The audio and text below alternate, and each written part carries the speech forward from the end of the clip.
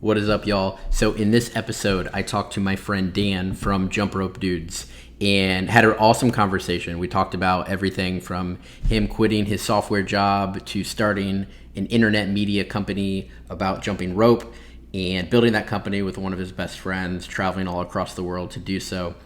And also touched on something towards the end of the episode that I've found myself keep revisiting. And whenever I either have a podcast or listen to a podcast or am reading something, there's these little golden nuggets that stick with you. And ideally you could apply them later that week or the next week. And that's what happened with this. And so this concept he talks about, he calls CARNAGE. And it's kind of a fun philosophy where essentially you'll hear him describe it, but essentially it's just giving your all into whatever you're doing. So whether that's surfing or building a business or whatever you're doing, just like going hard at it. And I found myself at the gym, this past week being like, okay, like I could probably be done here, but just doing another rep or even another set and like just thinking of like, oh, where else am I not going the hardest in my life? And I think everyone could kind of think about that too for themselves. Even this little intro, to be honest, didn't necessarily have to want to record a separate little thing, but I figured that actually might add a little bit more context to the episode.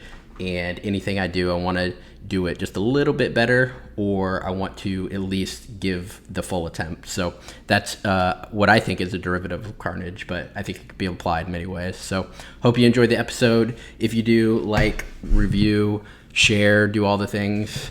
If you want to. If you don't want to, that is cool too. But other than that, I had a great time talking with Dan. Really enjoyed the conversation, and I think you will as well. Dan the man, welcome to the show. Super excited to talk to you, my friend. How we doing? Yeah, same here, man. Doing good, relaxing. Friday indeed. So we met at a friend's boat party. Shout out to Clark and his boat party. And you're one of these dudes that I meet, and at first I'm like, oh, there's something about this guy that's just like really interesting. And then kind of got to know your story a little bit more. And I'm really just fascinated with how you did it and what you're continuing to do. So quick context, Dan, you are the CEO and co-founder of this company called Jump Rope Dudes, which at this point, I think a lot of people probably have heard of it. You have like millions of subscribers or over 1 million subscribers on YouTube. And I was checking out the channel before, and it's like you literally get millions of views on your videos, and you've like changed. There's some like pretty transformational like before and afters of people who use your videos in jump rope to like lose weight and to get in fit and to exercise. And so I think there's a lot of interesting things there. But first off, how are you? What is up? Where you're in LA? Yeah, I'm living in Los Angeles. My business partner Brandon is in South Florida in the Miami area. Okay, cool. But you guys, I think I want to start by like how it all started. So I think you played football in college. You're kind of a bigger dude, and then what happened? Like I guess where'd you play football? I only played, so I should preface by saying I only played like 3/4 of a season for Division II school in Pennsylvania called Westchester. That's still way more collegiate sports than the rest of us played. So that's cool. So yeah, I started. Yeah, that's where I went to school. I was playing defensive end, so I wouldn't say I was like super overweight and sluggish, but I was just a really hefty guy. I weighed like 265 pounds at my most, and then kind of went through a period after college where I just, obviously I wasn't going to play football the rest of my life, and was sort of kind of settling into that. Okay, now I'm working and I have to like lose weight, and I'm not really concerned about being really strong or packing on a bunch of weight. I just want to be fit, feel good, look good, so I can, be a young person basically. Right. And then at that point, where were you? Like when did you move to Austin, or where were you before? No, I've bounced around a lot of places. I went to grew up in Pennsylvania, went to college in Pennsylvania, then moved down to Washington DC for a year, and then moved up to New York City after that. And that's really where I like lost all that weight, and specifically through jumping rope. And that was like 2011 through 2000 12 is when I really like picked up a jump rope and started like getting fit because of it, and starting to have ideas about like doing something bigger with it. And why jump rope? Had you like seen other people do this? Had you jump rope before? Like, why jump rope? Honestly, man, my buddy, it's like this one of my best friends, his name is Brendan. He actually helps now on he does like part-time blog work for Jump Rope Dudes, which is kind of like the cool, full circle kind of thing. But yeah, I had a buddy who he also was a collegiate football player, and he lost a bunch of weight. I like went to visit him one weekend, and he was like really lean, and I was like, dude, you look amazing. Like, what have you been doing after college to stay fit? And he was like, oh man, he was like, all I do is jump rope and basketball. That's what he said to me. He was like, dude, you have to get a jump rope and just play pickup basketball. So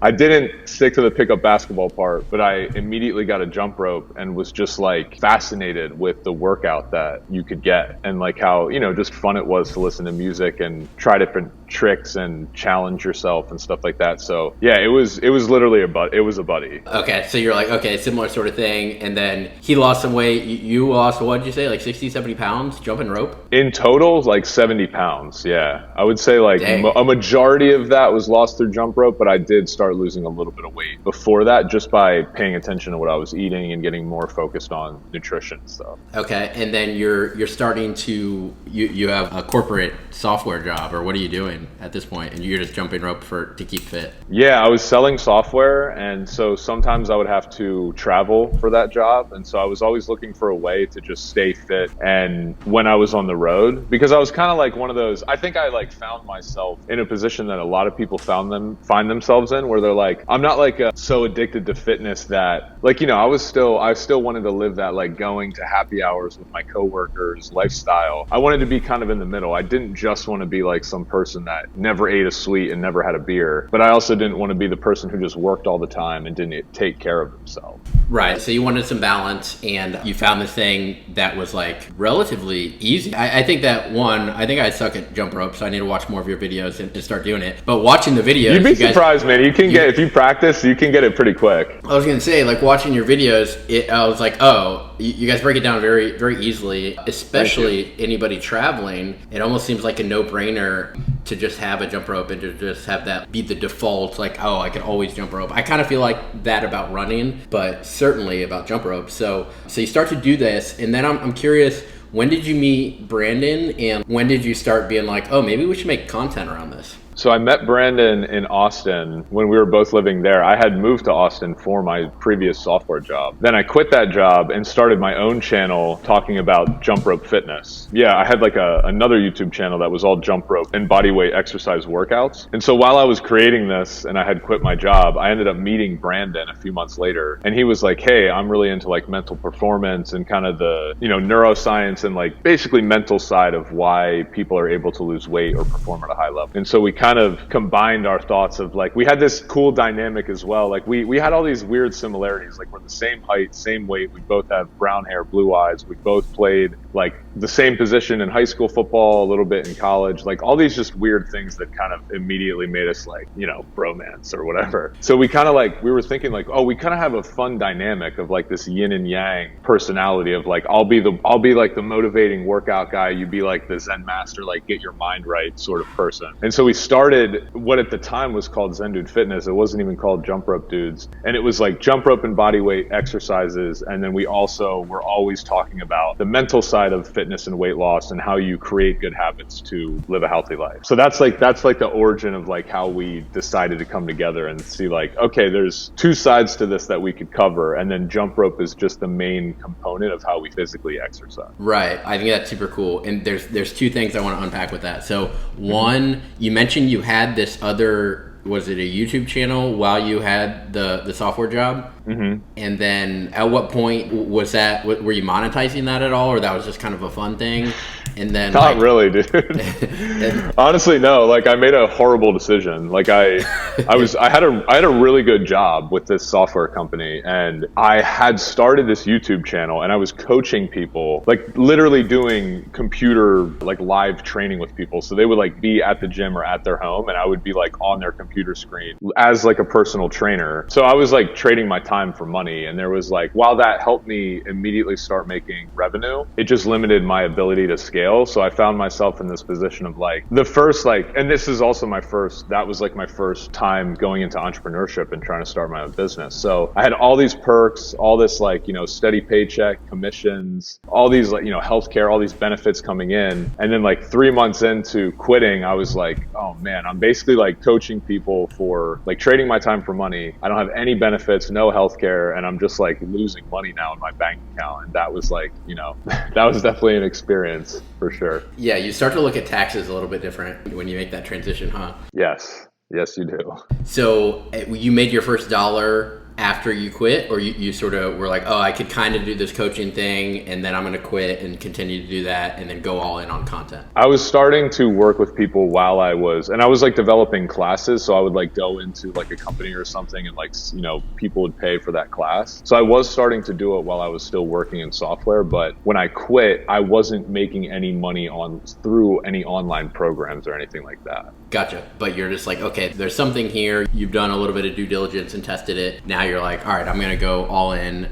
And you also meet Brandon, who I want to talk about too, because he also was at this boat party. And at first, you and I were talking. And then when the three of us were talking, I'm trying to describe this in words, but like, I don't exactly know how to describe it, but it just seemed you guys have a very unique and special bond of mutual respect for each other, also homies, but also really care for each other and want to get the best out of each other. I could be off, but for like, sure. Is that how you see it? And I don't know, like, what are the chances of you randomly just running into him and starting this, jump rope channel? It's super random, and that depiction of our relationship is definitely accurate. Like, it's really weird, to be honest. Like, there's no because people ask us sometimes how did you guys run into that? And like, it was complete luck. Like, I literally met him in the elevator, and I think we both kind of have this attitude of like, if we feel like, it just felt like immediately we were like friends and we were hanging out all the time, and I was like, oh yeah, this is my bro, this is like a guy that I've known from high school. There was like that immediate connection with someone. I mean, dude, sort of like when you and I connected, I was like, oh yeah, Mitch, yeah, he's cool, I like Mitch. Like, they just, you sense that from an early standpoint with someone. So like, we had that, and then I think we just have developed like an amazing communication, like the way that we've communicated with each other. Like, we've done such a good job of really making it important to talk about our friendship and develop. I mean, we're brothers. Like, we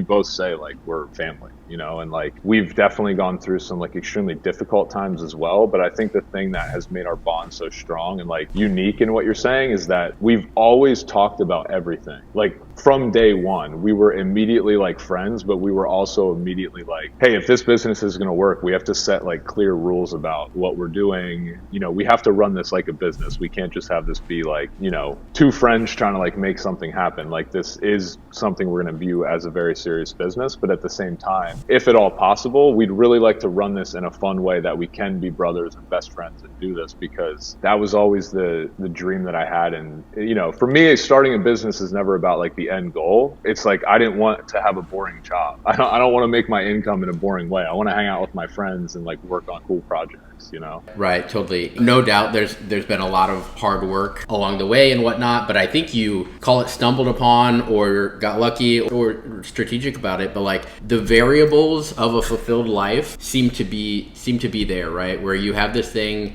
it has the ability to make money. You have the ability to do it with a very small team of, just you and your homie.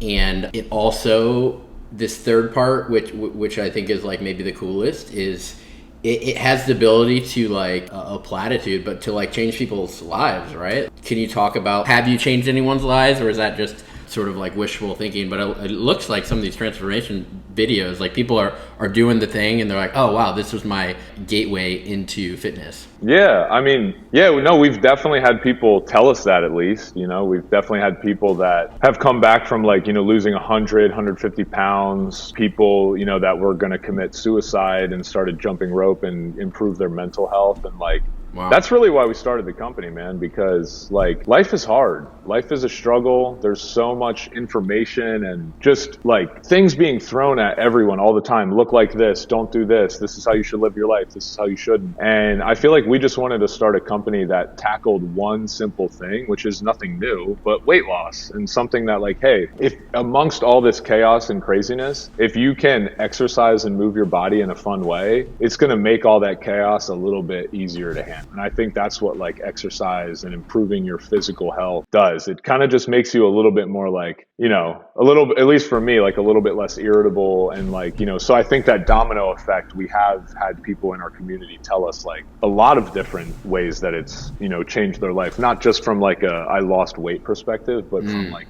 it improved my mental health, or I had like a death in the family and it helped me get through that, or a lot of different stuff. And it's really, it's crazy too, not to keep, you know, dragging on about this, but the one thing that I find really interesting about running an internet media company is like you don't really understand what impact you're having until you go talk to people. You know, you meet them, and like there have been numerous times where I'm in person and someone tells me a story like, and I start crying because I'm like in my head making these videos like here in Los Angeles, like shit, like we're not doing this right, like oh man, like this only, you know, we're not getting as far ahead as I want. And then you like meet someone and hear that story, and it's like that's why you're doing it. That's like what this means. It's not about like growing on YouTube, or you know, it's about like you're trying to like impact like singular, like every view is like a person, and trying to view it more like that, and impacting every single person instead of like, you know, how many views did we get, how many subscribers do we have, kind of thing. Right. It's easy to get those lost in the metrics, but you're right. Those are just real people.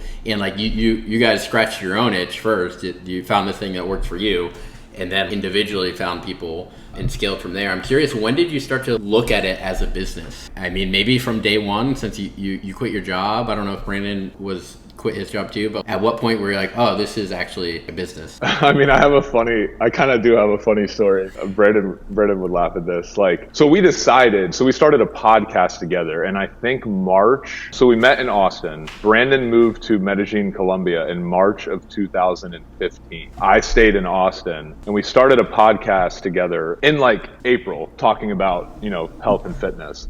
And then in October of 2015, that's when we went from having a podcast together and like two separate businesses to like, hey, let's do this together. So I moved down there, and like we were sort of doing together stuff, but like also each doing our own thing. And I remember there was this one day, it was like thunderstorming, and like, I don't know, because I can be like stressed out sometimes. And like I came into Brandon's room and I was sort of like, hey man, like are we doing this? Like for real? Like not like, hey, we'll do some stuff of mine and then you'll do your thing on the side. It was more like, yo, I don't have a real job anymore, so like, is this our business or not? And like we both kind of in that moment were like, okay, let's like put, you know, all our eggs in this basket and go forward with it. Okay, why did he move to Colombia? We just had friends that lived down there, and to be honest with you, we just couldn't afford to start our business in Austin, Texas. And so we were like, okay, well, if it's primarily a media company, so we can film everything. The weather's really nice year round, you know, so we can film outside. It'll be great. And the cost of living there is significantly cheaper, and that, you know, and we knew people there that were from the States as well. So I think those three things made us feel very comfortable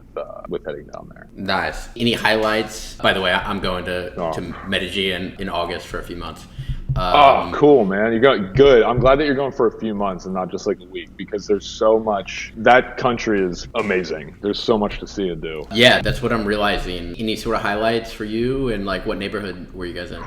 Too many, man. I think we did talk about this actually on the boat when you were telling me you were headed down there. But I would say like the first thing that comes to mind is trips that we took with like people native to Colombia. So like instead of meeting, it's very easy to go down there and meet a bunch of expats because there's a ton of them. But I feel like Brandon and I did a good job of like, we had our expat friends, and then we had, you know, a lot of like Colombian friends, and those Colombian friends, I remember going on some like really fun adventures to places that I probably wouldn't have found out about if it was just like, you know, expat type stuff. So like going to people, like there was this one trip we took to like some someone had a house made of bamboo on an island off the coast of Colombia that like 20 of us went to and just like hung out for the weekend. And like there was they had like a person making your breakfast and all this kind of stuff. And it was very like, everyone hung out on the beach and we had fires and did, it was just like a really fun time. So that's one of the things I think about. That's amazing. You make it sound modest, a person making you your breakfast. You had a chef. You had a personal chef.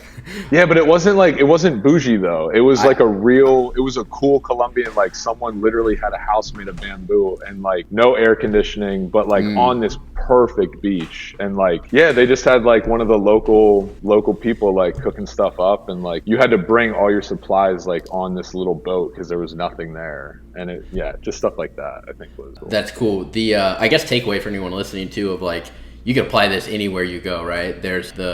You could look at Yelp and see the most popular things that are touristy, or I was actually just looking at this website the other day that it's like, these are the most underrated places. It's called Atlas Obscura. Yeah, and it's like, you can plug in any city and it's like, these are like the underrated things. And so I looked at Austin and I was like, oh wait, I actually haven't even heard of these things in my own city. And so, I'll have to check this out. Yeah, I think that's a good, just like takeaway for anyone. atlasobscura.com. And the thing says, discover the unexpected with our stories. Or no, the definitive guide to the world's hidden wonders. So yeah, that's cool. You guys were in Colombia. And then at a certain point, by the way, I texted you this the other day, but when I go to the YouTube channel, which is, what is it, just the Jump Rope Dudes on YouTube? Yeah, or just Jump Rope Dudes. Jump Rope Dudes. The featured video is on the channel is when you guys hit 1 million subscribers. And just watching, I'll link it in the notes, but just watching that video or even a few seconds of it, it just paints the story so well, and it's hard not to like almost get goosebumps, I think, and just be like, oh damn, this is such a cool story and journey that you guys went on. So first off, I just want to recognize that's badass. So you go from living in Medellin, this house in bamboo, and just kind of doing a little bit of traveling but working on content and being like, all right, we're going all in on this. Fill me in from there to 1 million subscribers.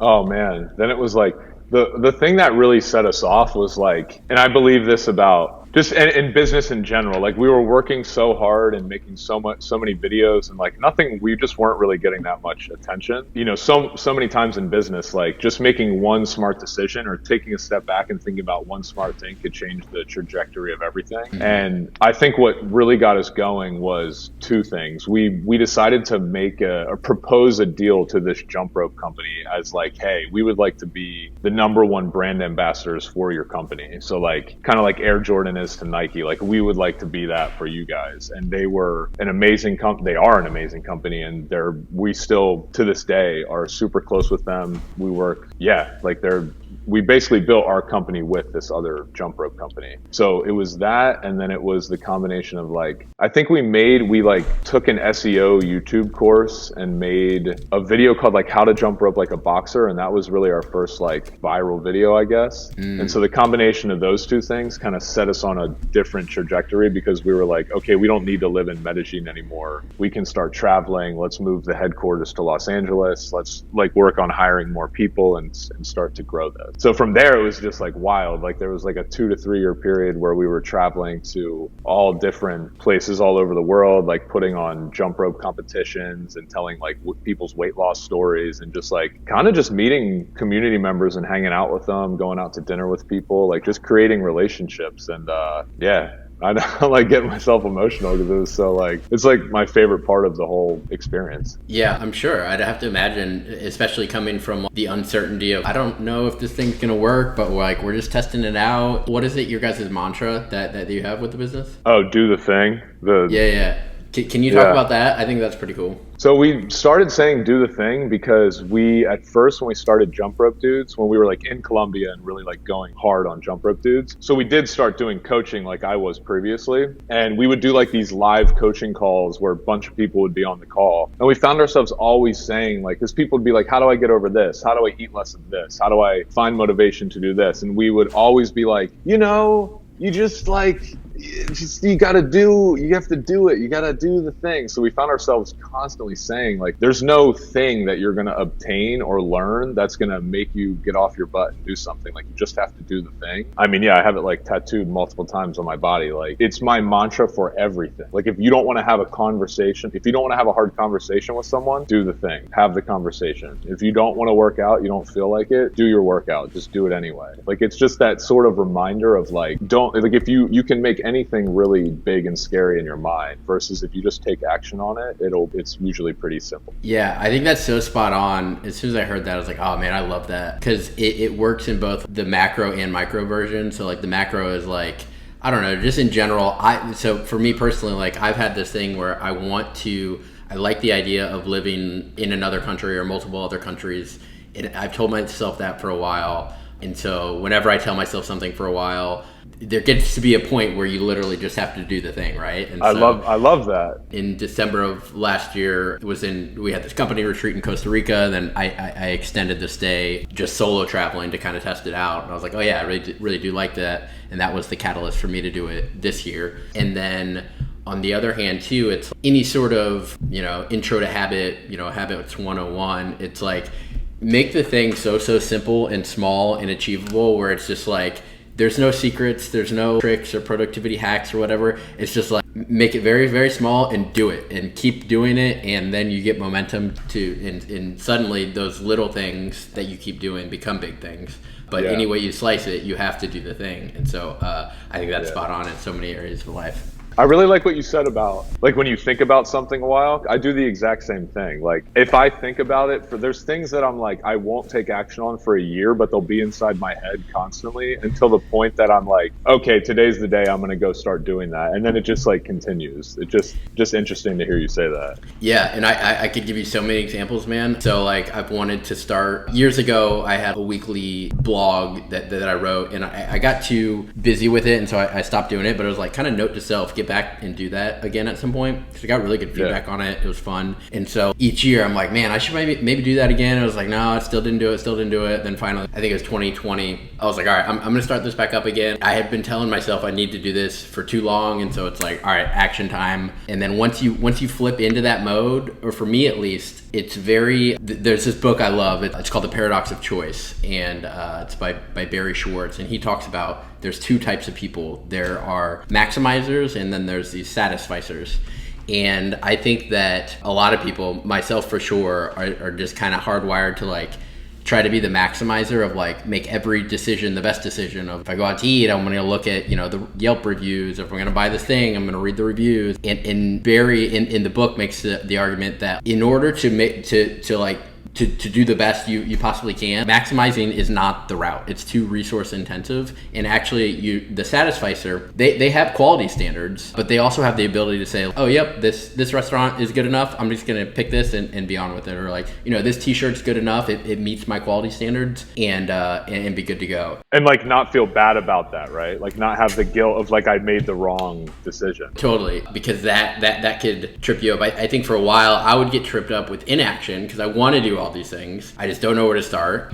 And then once you do try to start, you're like overanalyzing it. So after working with actually Noah in particular, Noah Kagan, I noticed that he just was always just doing the thing immediately, almost like not even thinking about it, where I want to like read a book about the thing and take a course first. And so like I was journaling one day and kind of gave myself this like mantra of, okay, I'm gonna prioritize the now and not the how. So it's like anytime I get caught, I'm just going to be like, okay, like now, not how. And so when I wanted to blog again, like, hopped on Google domains, it's like, oh, damn, mitchellcohen.com is taken. Well, old me, that's a perfect excuse just to be like, let me research it later, blah, blah, blah. But it's like, well, my middle name's Landon. I can just do mitchelllandon.com. And it's just like, boom, like just do it now. Don't get worried about the details. Oh. And then I use it all the time. And so I think that that's very similar to doing the thing and just having a bias towards action. Ooh, man, I connect with that so much. Like, here's an example. There's certain companies that I want to create partnerships with. And I'm like, I just need to DM them on Instagram. That's the easiest way to get in touch with them and be like, hey, we want to propose you guys pay us this to do this set of content. And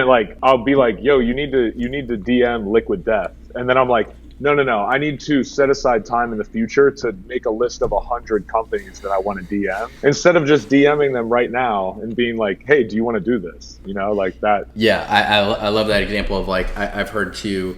It's like you're tugging on, like, you have this like future state that you want, and you could kind of do nothing and just go throughout time, or you could just tug on that future state, pull it like a rope. And what does the present version of that look like? And so, you know, if you have a goal to get, 30 partnerships or whatever it is, it's like, okay, well, if the goal is 30 in a month, how do I get 7 in a week? How do I get 1 in the next 10 minutes? And that action is probably usually going to get you further than kind of overthinking it. At least that's been helpful for me. Yeah, absolutely. So back to Jump Rope Dudes, and you guys have scaled it primarily via YouTube. At a certain point, you're like, okay, this YouTube thing is working. Let's do more of it. And you've partnered with this Jump Rope company. Did you have to make the decision? I'd imagine that. Well, I guess you mentioned it. Jump Rope Dudes is a media company. It's not a sporting goods company, right? Where is the model with them? Like you get a % of sales for every unit. And did you think about making your own jump ropes? So we have thought about that, but we tried to, like, we really believe in just focus on what you're really good at. And what Brandon and I are good at, and I think we're only like decent at it because we like to do it, is just like being the personality of like these, just being ourselves, like these like fun, goofy dudes who just want to like help people get motivated to move their body. And so like we always thought we could make a jump rope, but the business implications of how that would change our day to day would definitely affect our ability to, like, I mean, there was points in our business where we were traveling to a different place like every couple of weeks and really getting some like amazing content that if we had to sit inside and actually run a drop shipping business of like selling jump ropes or whatever, even if it was a more sophisticated operation, like it would have taken a lot of our time. So we kind of proposed to Crossrope, let's be more than just an affiliate partner. Let's be like sort of a glorified affiliate partner at first. And then we've changed over the years in terms of what that's meant as we've both worked closer together. But yeah, it's great to have a company like that believes in us and like will go out on a limb to be like, whatever resources you guys need to keep making good media about jump rope, let's figure out a way. So I reached out to Brandon before this the other day, and I asked if I should ask you anything in particular, and maybe we touched on it a little bit, but he asked about the craziest places Jump Rope Dudes has taken you. Oh man, so many places. Not even necessarily crazy, just like, but I mean a lot, like all over Europe, Bali, Africa, all over the United States, different parts of Canada, Mexico, South America, like lots of places. So we've been to, but we've also had like the unique experience of Brandon and I are also just like we're not guys who need like, everything to be perfect to have a good time. So we've definitely found ourselves like in weird parts of cities that maybe we shouldn't be in, but we like, just like to go, have the story or like go explore. And yeah, some of my best memories of Jump Rope Dudes are like being in some place that I'm just like, I have no idea where we're at, and they're just speaking a totally different language. And we're having, we're either jumping rope with someone, or it could be having a meal with someone in a different country that like, we can barely understand what they're saying. But like we've had situations where we'd be somewhere and like, we'd be like walking through a town and we'd like meet someone in the street and they'd be like, oh, you should come to my grandma's house right now. Like she's making lunch. We'd like be in this old woman's house, like eating lunch with her, and like have made like a lot of friends doing just kind of being open to whatever a city or a place gives us. And I think also having an online community certainly helps, because we can be like, hey, we're going to London these dates. Like, can we get a tour guide? Like, can someone show us around and do all types of, fun stuff? So definitely been lucky. As you're talking about like going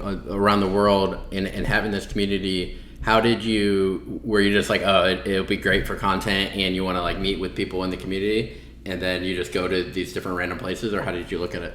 I just purely adventure, to be honest with you. Like, that's what I think of first. I mean, that's an amazing answer, by the way. Yeah, that's it's the truth, man. Like, I grew up watching, you watch guys like Anthony Bourdain or even like Action Bronson's cooking show, and you're like, dude, these guys just get paid to go go meet people in other places, and that's all I really wanted to do. And if the connection was to do that through a positive source, like teaching health and fitness, which I'm very passionate about movement and just like trying to be a healthy person, like, yeah, then why not? Like, why not use this as an opportunity to just go do what we would do at home anyway, just out there in the world. Yeah, and that sense of adventure and just saying yes to things. I was reading a book recently, Vagabonding, where he talks about, I think it's a John Steinbeck quote, where it's, you go on the trip, but you actually don't go on the trips. Oftentimes the trip takes you. And so it's like a matter of going and being, you could have a little bit of a plan, but just being open to optimizing for adventure. I like how you put that. Yeah, for sure. A couple other things here that I want to ask you about. So one, Clark wanted me to ask you about your philosophy around carnage. That's awesome. Dude, I love him. Carnage. So carnage is... I have no idea what that means. Carnage is like a joke that we use to refer to... I have this philosophy on fitness and stuff. Like, I'm not about being perfect. I'm about, and this is like kind of what do the thing means to me anyway. I'm like the one of the jump rope dudes that, like, Brandon's the more like Zen meditation, like get your mind right. And I'm more of the like, let's like burn 10,000 calories today. Let's go surfing. Then let's go skateboarding. Then let's like lift some weights. And then let's go jump rope. And then like, I just want to be like always moving. And like, I definitely get my energy from like when I am in front of people, like teaching a class, like I really like to get people motivated. That's just what I like to do. So the carnage thing came from this idea of like, you can eat sometimes, like, in this whole, we make a joke for it. Like when you're just eating, yes, you're eating healthy, but also like you're kind of eating naughty, but you're just moving so much that your body like just needs it. So like, I think we had this example, we were like, there's so many examples of how we bring this up, but long story short, carnage to me is just this joke of like, being able to have the mindset of someone who's just like a garbage can, because you're like I do see food as like, I'm not someone who is trying to eat less. I'm trying to figure out how I can just continue to eat more and keep my body fueled, keep it performing at a high level so I can keep moving. Like, I just don't want to stop. So that's like what Clark and I, whenever he's like, hey, do you want to, like, should we do a hangout sesh? We're like, carnage. That means like, we're going to go surfing, then we're going to go on a hike, then we're going to eat a bunch of tacos, and it's going to be great. Dude, I love that. That actually really resonates with me because, I don't know, 6 years ago or so, after I read 4 Hour Body and was learning about diet and whatnot, I'd never read a nutrition label in my life and didn't know what a carbohydrate was. So I started to like do the slow carb diet, not even looking to lose weight or anything. I was just like, oh, that's interesting. And I basically have done it ever since. And so in that, there's like one of the days, it's like 6 out of the 7 days, like very low carb, low to no sugar. And then there's a cheat day once a week. And I definitely go hard on cheat days. And then back to the routine. And I don't even really think about it much anymore, but recently I do this like runners group on Monday mornings here, and a couple of the guys are like training for either a marathon or a 100-miler, and talk about carnage. Like they'll run 8 to 12 miles and then like just feast on pancakes and tacos, and that's carnage. I could relate to that, right? Or I could appreciate that, because it's almost whenever you do the work, if the outcome is like, okay, call it fulfillment, call it happiness, call it whatever, it's like, I know that what that looks like is predicated on doing work of like, whether it's like, reading books, like doing good at work, burning calories, whatever. It's like, okay, well, I'm going to do that regardless. So might as well just have that philosophy of total carnage. Yeah, absolutely, man. Like, I don't like to get done any activity feeling like jumping rope. I want to be like covered in sweat and totally out of breath. Or like surfing, I hate when I'm just like sitting there. It's like, I want to be taking waves and paddling, and like my arms are so dead when I get out that I can eat a stack of pancakes and my body actually needs it. It's like just that philosophy on like, if you're going to do anything, just like do it over 100%. Like, don't half-ass anything. Yeah, because I think that a little bit of a cliche, but I like it. It's like how you do anything is how you do everything. And I think it's just like a subtle clue, similar to like the having a bias towards action of if, for example, you get this thing and your default is to like, oh yeah, I'll do that later. Oh, I'll do that later. It like stacks up. And then if your default also is to be like, oh yeah, I'm not going to try that hard here. And it's like, not going to try that. It's like, no, do the thing right now and fucking go hard. Like we don't have that much time here in this life. Might as well make the most of it. I'm big on that philosophy, man. I'm a big believer in the whole, like, I'd rather, what's that? I think, like, I'd rather I'd rather burn out than rust out. You know, just that, like, the thought of, like, getting to the end of your life and being like, dude, I'm ready to die because I am exhausted. Like, that's how I want to feel. I don't want to feel like, why didn't I do all those things I wanted to do? Like, that doesn't make any sense to me, dude, when people... Like, even when I was a kid, people would say, like, you know, that old story about people grow old and then they, like, somehow realize they didn't do as much as they should have. I'm like, how do this many people get tricked like this? Like, you're going to die, man. Like, you should do all the things all the time now. And then one day it's going to be over. Yeah. Carnage. Yeah. Carnage, bro. Total carnage. I love that. And so, yeah, I guess that's a good transition here before we wrap up. What are some of the next things that you haven't done that you're most excited about? Or like what's next with the company or with you? Honestly, I think we're about to do round 2 of what we did a couple years ago. I think when the company became successful, you know, Brandon and I, we actually like started our lives. Like before that, we were just 2 dudes living together in like apartments for like 6 weeks at a time, different places. And like this company has really allowed us to like, you know, get our own places and invest in like ourselves as individuals and our families and stuff like that. So I think for a while we sort of took a break, and we're just more focused on growing the business and what products do we want to make, getting a home base, getting a shooting studio, like where are we going to be living. And now that we've established a lot of those things and we've gone through the pandemic, obviously I'm back in that state of mind of like, yeah, I want to get on planes and I want to go talk to people. I want to go tell some stories. I want to go like that's like what I feel my purpose is here, is just to like go meet people, listen to them, eat with them, work out with them, hear their stories. And like, it's been a while since we've done excessive videos and trips like that. So I think it's time to get back on the road. Nice. You have any locations plotted out or that you're thinking about? Well, I would say we have a lot that we've always thought about, but the ones that always come to mind first for some reason, because whenever we poll our community, this is what we've always gotten, is Australia and Toronto, Canada. So if we do Toronto, we'd probably do like Montreal, Quebec City, all the stuff on the east there. And then Australia, I just selfishly want to go to like, you know, hit all those cities and surf there as well. That would be cool. Do you guys set goals with the business, or how do you look at the metrics? And like, I'd imagine that the team, you mentioned you just hired some people. How do you look at like organizing the company like that? I really don't have a sophisticated answer for this, dude. Like Brandon and I's goal with this company is to, like, we've talked about certain numbers in terms of financially where we'd like to get with this company, but like, we don't really have hard goals.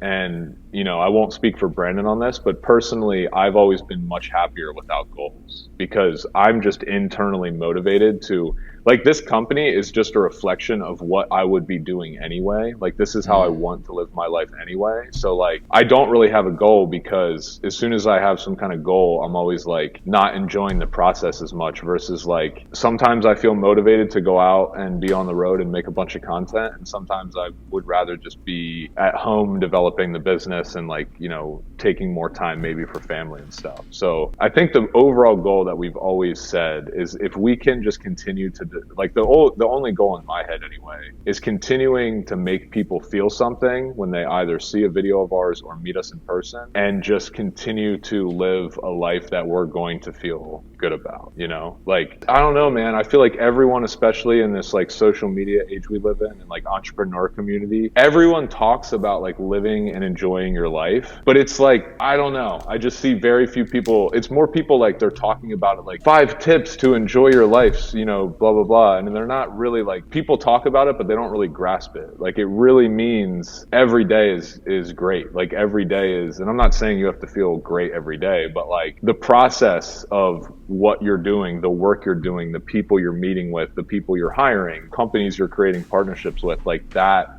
is the journey. That is the stuff that you should be enjoying. And if you're not, then you should think about like pivoting, because that's all that you have, you know, that's like all that's actually going on a daily basis. Right. And I guess just for context for people who are like, I think a lot of people maybe in our circles kind of know that, yeah, obviously you can make a bunch of money on YouTube and grow and turn that into a business. But the majority of people, I don't think really understand how the power of the YouTube as a platform and the distribution that gets and how many businesses are being created off of that. So can you give either exact numbers or ballpark, if you're comfortable, of the type of revenue you guys will do this year? You guys have like what, 1.2 million subscribers on YouTube? A bunch of social followers. I won't give you exact, just because I don't know if, like, I don't want to speak for if Brandon wants to release that kind of thing. But to be honest, dude, it kind of fluctuates. Like, we're still in that small business startup phase where, like, you know, we've definitely had months where we've made like, you know, 300K in a month. But we've also had months where, like, you know, we'll hit like, it'll be super low and we'll hit like, you know, 50 or 60, something like that. So it just depends on like where we're at in the business. And if we're like, for example, I think we hit a ceiling kind of with being like YouTubers. And so we would have months, like I said, where we would be doing really well selling jump ropes. But we were like, man, if we want to scale, and I guess this goes back to the question about goals. We do have rough goals of like, we do want the company to be a $20 to $30 million company, small business with, you know, no more than like 6 or 7 people on the team. And so in order to get to that place, like, you know, we do like a couple million, but like in order to get to that like 10, 15, 20, we need to continue doing what we're doing, which is adding products and different revenue streams that are not just centered around YouTube. Right. Which is incredible, by the way, to get to 7 figures for any business, and then let alone make that transition as you guys are thinking about continuing to scale it. So that's amazing. I guess last thing, is there any small input in your life that has led to a drastic output? And it could be anything. And the output doesn't have to be that drastic, but just like, it could be like a book that was particularly influential on you, or just a podcast, or somebody that you met, or anything like that. Oh yeah. Oh yeah, man. I was going to say a book, but actually I have a better story. I don't even know if this guy is a real person. I swear to God, I like met this angel, because I've been looking for this dude for like 10 years. I was in Argentina visiting my buddy that told me to jump rope, like the dude who was responsible for the jump rope, right? So he was living in Argentina. I was still working my software job. I went to visit him in Argentina. While I had started my jump rope company before I met Brandon, just doing it by myself, still working. And I go to see him in Argentina. And as I'm leaving, I am taking a bus from this smaller city back to the airport in Buenos Aires, and I meet this guy named Martin, and he's like a local from Argentina, and he proceeds to like, he was like maybe 40 and I was like 25 at the time, I think, or 26, and he was like, I spent the whole day with him. Like we went to the airport together, we ate food together, we talked about life, and this guy was basically telling me a story of how he was like from Argentina, he ended up being like a bum surfer in LA because he was like a professional soccer player, all this stuff, and then he like got his act together and became this professional photographer for Ralph Lauren. And he was like he was traveling from Argentina to his house in LA, and then he was going to go to Japan to meet his girlfriend where they have a second apartment. And I was just like, dude, like, I want your life, man. Like, I want this like sense of adventure. And like, he was like, oh yeah, I blew my 20s. Like, I didn't focus anything on work at all. And I was like, hey man, like, I'm thinking about quitting my job to do this, you know? And he was like, I just remember like I forget what exactly it was, but he looked at me and he was like, damn, he was like, and in like an Argentinian accent, he was like, you know, your life's not getting any shorter. And he just like looked at me and said that and paused. And we were sitting at a McDonald's in the airport, and I will never forget that. And I was just like, and then I wrote this thing in my journal called Martin. And I was like, I don't know if I'm ever gonna, and then he like waved goodbye, and I was just like, I didn't get his name, his number, anything. But wow. That single-handedly like made me go quit my job. And then that was the rest of it. That's amazing. If anyone is listening and knows Martin in Argentina or LA or Japan, I'm trying to find him. I want to buy him a beer. This guy down. Yeah, I think that's a perfect way to end. Life is not getting any shorter, and for anybody listening, just like go do the thing. Go do. My bad, dude. I think I meant life is not getting any longer. My bad. Or yeah, life's not getting longer. That's what I meant to say. That's what he told me. Life very well could get shorter, so go do the thing. And yeah, I think that's great advice. I think too, like it not even in like a morbid way, but like thinking about our own fatality and like mortality rather, it is like a good exercise. Like I love to journal on that of like, okay, if I were to pretty much whenever I go on an airplane, I do like the airplane test. And I'm not afraid of flying. It's just a good, somewhat regular frequency to be like, okay, if the plane were to go down, how would I feel about the life? And more often than not, I'm like, fuck, no, like it can't go down. I have too much stuff I want to do. Yeah. And most recently, I will say that like I wrote this thing on the difference between joy and happiness, where joy is internal and it's constant and happiness is external and it's fleeting. If joy is the root, happiness is the fruit. All these things of like contrasting the differences, like, oh, what we really want is joy, and how do you cultivate that? Or it's just like you do all the little things right consistently. And after this was like a month ago or so, maybe even more recently, and I was just like, oh, actually I have to remind myself this a lot. It was like, yeah, I by default see the things that I want to go do, and like, oh, I haven't done that, I want to learn this, blah blah blah. But at the end of the day, it's like I've actually done a lot of pretty cool things, and I'm like, I'm very happy or joyful. That I wouldn't exchange for anything. It's just a matter of balancing, wanting to do more things and being like grateful and appreciative with the current conditions. Totally. And dude, there's like, I feel like the more that you do, the more you realize that you are definitely going to die without doing everything, because the more you do, the more you find out how much there is to do. So like, right. It's almost like you have to feel good about, like if you're someone who just takes action, if your general thoughts on life are that you're going to take action on a lot of different things you want to try, you'll most likely end up in a place where you're like, okay, I feel good because I did a bunch of cool stuff, but can't really ever get there. There's just always going to be more. It's endless. More to do. Endless. Yeah. Yeah, totally. Oh man, I feel like you gave us a lot of good nuggets here. Where can people like check you out? Definitely go to Jump Rope Dudes YouTube. You guys have a really good Instagram and TikTok as well. Where do you guys spend the majority of your time, or where else should they check out? I would say YouTube. Yeah, Jump Rope Dudes on TikTok, official Jump Rope Dudes on Instagram, and then the main hub for interacting with our company, if you want any type of instructional jump rope, is just jumpropedudes.tv. That's like our media hub of everything, kind of like the Netflix for Jump Rope Dudes. I will put it all in the notes. And Dan, thanks for coming on the show. Thank you, man. I appreciate it. Good to talk, man.